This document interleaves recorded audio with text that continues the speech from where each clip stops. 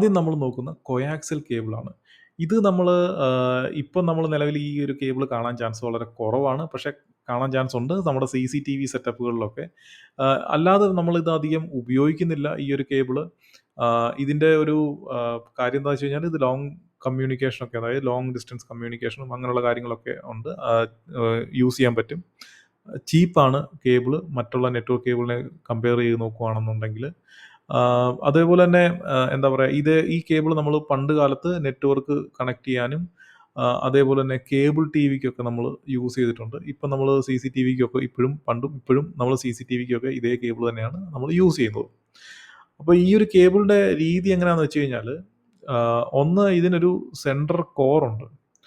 ഈ ഒരു കോർ എന്ന് പറഞ്ഞാൽ ഇത് കോപ്പറാണ് ശരിക്കും. ഈ ഒരു കോപ്പർ കോറിൽ ഇവിടെയാണ് ശരിക്കും ഇതിനകത്ത് ഡേറ്റയോ അല്ലെ സിഗ്നലോ എല്ലാം പാസ് ചെയ്യുന്ന ഈ ഒരു കോപ്പറാണ്.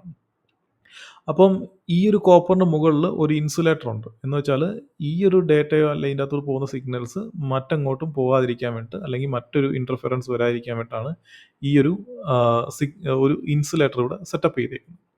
അതിൻ്റെ മുകളിൽ ഒരു മെറ്റാലിക് ഷീൽഡ് ഉണ്ട്. എന്തിനാന്ന് വെച്ച് കഴിഞ്ഞാൽ ഇത് എന്താ പറയുക എക്സ്റ്റേണലായിട്ട് അല്ലെങ്കിൽ ഇതിപ്പം 4, 5 കേബിൾ ഒരുമിച്ച് നമ്മൾ ട്രാൻസ്ഫർ ചെയ്യുമ്പം അതിൻ്റെ അകത്ത് ഒരു കേബിളിൽ നിന്നുള്ള ഒരു ഇൻ്റർഫറൻസ് മറ്റൊരു കേബിളിലോട്ട് വരാതിരിക്കാനോ അല്ലെങ്കിൽ ഏതെങ്കിലും നമ്മൾ മെറ്റാലിക് അല്ലെങ്കിൽ ഇലക്ട്രോ മാഗ്നറ്റിക് ആയിട്ടുള്ള ഏതെങ്കിലും ഏരിയയിൽ നമ്മൾ ഇത് കണക്ട് ചെയ്യുമ്പം അല്ലെങ്കിൽ അതുവഴി ഈ ഒരു കേബിൾ വലിക്കുമ്പം അവിടുത്തെ ഒരു ഇൻ്റർഫറൻസും ഇതിലോട്ട് വരാതെ, കാരണം ഇതെല്ലാം ഇലക്ട്രിക് സിഗ്നൽസ് ആണ് ഇതിൽ കൂടെ ട്രാൻസ്ഫർ ചെയ്യുന്നത്. അതുകൊണ്ട് തന്നെ ഇത് ഇലക്ട്രോ മാഗ്നറ്റിക് ആയിട്ടുള്ള എന്തെങ്കിലും കാര്യങ്ങളുണ്ടെന്നുണ്ടെങ്കിൽ ഈ സിഗ്നലിന് ഇമ്പാക്റ്റ് ആവും. സോ അതും കൂടെ അവോയ്ഡ് ചെയ്യാൻ വേണ്ടിയിട്ടാണ് ഇവിടെ ഒരു മെറ്റാലിക് ഷീൽഡ്.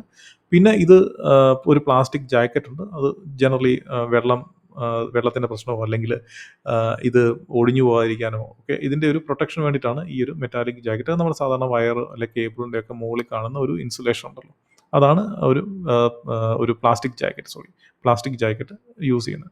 അപ്പം ഇത് എന്താ പറയുക ജനറലി നമ്മളിപ്പം നിലവിൽ കാണുന്ന ആ പഴയ CCTVയിലേ കാണാൻ ചാൻസ് ഉള്ളൂ. അല്ലാതെ വേറെ എങ്ങും ഈ ഒരു കേബിൾ ഉപയോഗിക്കുന്നില്ല. അതിന് കാരണം എന്ന് വെച്ച് കഴിഞ്ഞാൽ ഇത് ലോങ് ഡിസ്റ്റൻസ് കമ്മ്യൂണിക്കേഷനൊക്കെ സപ്പോർട്ട് ചെയ്യും. പക്ഷേ ഇതിൻ്റെ പ്രശ്നം എന്താണെന്ന് വെച്ച് കഴിഞ്ഞാൽ ഇത് ഭയങ്കര ബൾക്കിയറാണ്. എന്ന് വെച്ചാൽ ഒത്തിരി കട്ടി കൂടിയ അല്ലെങ്കിൽ ഇത് ഹെവിയാണ്. മറ്റേ നെറ്റ്വർക്ക് കേബിളിനേക്കാളൊക്കെ ഒത്തിരി ഹെവിയാണ്, ലൈറ്റ് വെയ്റ്റ് അല്ല. പിന്നെ രണ്ടാമത്തെ കാര്യം ഇതിൻ്റെ സ്പീഡ് വളരെ കുറവാണ്. ഇത് നമ്മൾ യൂസ് ചെയ്യുകയാണെങ്കിൽ നമുക്കധികം സ്പീഡിൽ കമ്മ്യൂണിക്കേഷൻ നടത്താൻ പറ്റില്ല. കാരണം നമ്മുടെ ഇന്നത്തെ കാലത്ത് നമുക്ക് സ്പീഡാണ് ഏറ്റവും അത്യാവശ്യമായിട്ടുള്ള കാര്യം. അപ്പോൾ അതുകൊണ്ട് തന്നെ കൊയാക്സിൽ കേബിൾ അതിന് പറ്റുന്നതല്ല. പിന്നെ ഈ പറയുന്ന ഇൻ്റർഫെറൻസും ഒക്കെ കാര്യങ്ങളുണ്ട്. ഇലക്ട്രോ മാഗ്നറ്റിക് ഇൻ്റർഫെറൻസും കാര്യങ്ങളൊക്കെ ഒരു പ്രശ്നമാണ്.